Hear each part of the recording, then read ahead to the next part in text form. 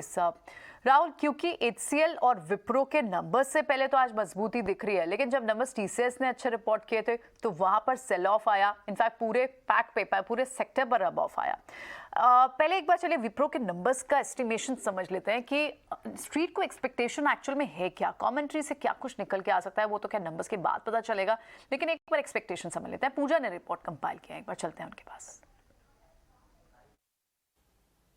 जी, विप्रो के नतीजे में इस बार इम्पोर्टेंट होगा मार्जिन के नंबर्स कैसे आते हैं, उस पर हमारी नज़र रहेगी। क्या गाइडेंस आगे आने वाले समय के लिए देती है, ये भी काफ़ी इंपॉर्टेंट होगा देखना। अगर फाइनेंशियल्स पर नज़र डालें तो रुपी टर्म्स में आय में करीब 5.3% की ग्रोथ का अनुमान है। इसके अलावा डॉलर टर्म्स में 2.3% की ग्रोथ देखने को मिल सकती है। एबिट मार्जिन 15.2% के पास रहने का अनुमान है और मुनाफे में इस बार दबाव देखने को मिल सकता है। करीब 4.4% की गिरावट यहाँ पर देखने को मिल सकती है मुनाफे में। इसके अलावा कंपनी ने एक महीने का सैलरी हाइक भी किया था एम्प्लॉयज़ के लिए, तो उसका असर मार्जिन पे पड़ सकता है। इसके अलावा काफ़ी सारे सप्लाई साइड प्रेशर भी रहे हैं।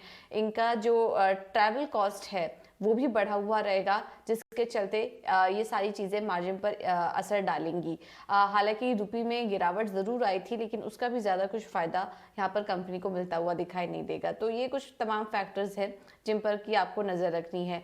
नज़र रखिए Q3 के लिए क्या गाइडेंस देती है कंपनी। कांस्टेंट करेंसी टर्म्स में ग्रोथ में हमारा अनुमान है कि जो आंकड़ा है ये 1 से 3% के पास रह सकता है।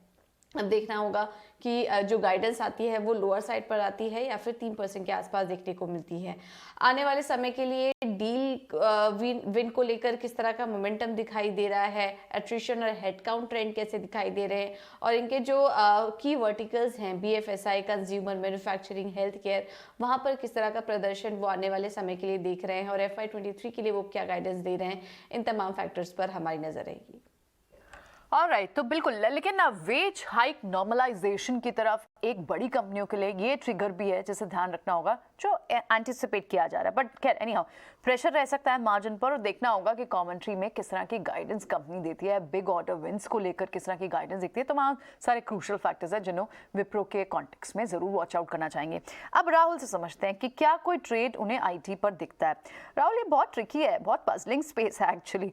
जहाँ नंबर्स अच्छे आए थे वो तो बाजार को पसंद नहीं आया, वहां तो एक्साइटमेंट ट्रेडर्स में नहीं दिखी। अब बिफोर द नंबर स्ट्रीट ऐसा क्या एक्सपेक्ट कर रहा है कि विप्रो हो, HCL हो, वहां पर आपको फिर भी मजबूती दिख रही है। कैसे अप्रोच करेंगे आप स्पेस को? देखिए, सबसे पहले तो आईटी इंडेक्स में मेरे हिसाब से वर्स्ट इज बिहाइंड अस। देखिए, सिंपल है, 26,200 पे निफ्टी आईटी इंडेक्स ने एक डबल बॉटम बनाया है। अब यहाँ से मेरे हिसाब से कोई पॉजिटिव सरप्राइज आता है जो टीसीएस में आया, आई थिंक इन्फोसिस में भी आ सकता है। इन्फोसिस में ट्रेड नहीं है हालांकि, लेकिन मुझे लगता है कि overall IT sector should do well from here. अब आईटी सेक्टर में कौन से ऐसे स्टॉक्स हैं जो आउट परफॉर्म कर रहे हैं फिलहाल? देखिए, उसमें से एक स्टॉक है HCL टेक। HCL टेक हमें रिलेटिव कंपैरिजन स्टडीज में अच्छा लगता है। यहाँ पर हमें लगता है कि 1000 रुपए तक के लेवल्स HCL टेक में देखने को बन सकते हैं। यस, रिजल्ट रिलेटेड रिस्क जरूर रहेंगी, तो इट इज एडवाइजेबल कि आप ऑप्शंस के थ्रू ट्रेड करें, यहाँ पर फ्यूचर्स में ट्रेड ना करें। और जहां तक स्टॉप लॉस का सवाल है, मेरे हिसाब से जो कल का लो था, जो पैनिक लो कल के सेशन में बनाया था 935 का, तो वो एक स्टॉप लॉस की तरह आप रखें, और मुझे लगता है 1000 रुपए तक के लेवल्स HCL टेक में देखने को बन सकते हैं।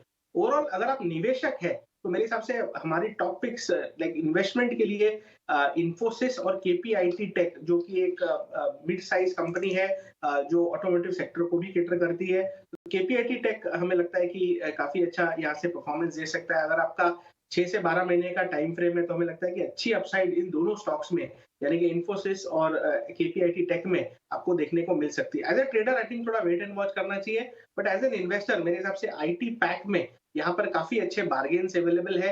खास करके जो बड़ा करेक्शन हमने देखा है पिछले काफी महीनों से जो चले आ रहा है, मुझे लगता है कि अब यहाँ से IT सेक्टर रीबाउंड करना चाहिए। Worst is over, worst is behind us, ये बात तो assumption लगा रहे हैं, लेकिन सिर्फ इंतजार है कि ये स्पेस चलना कब शुरू होगा।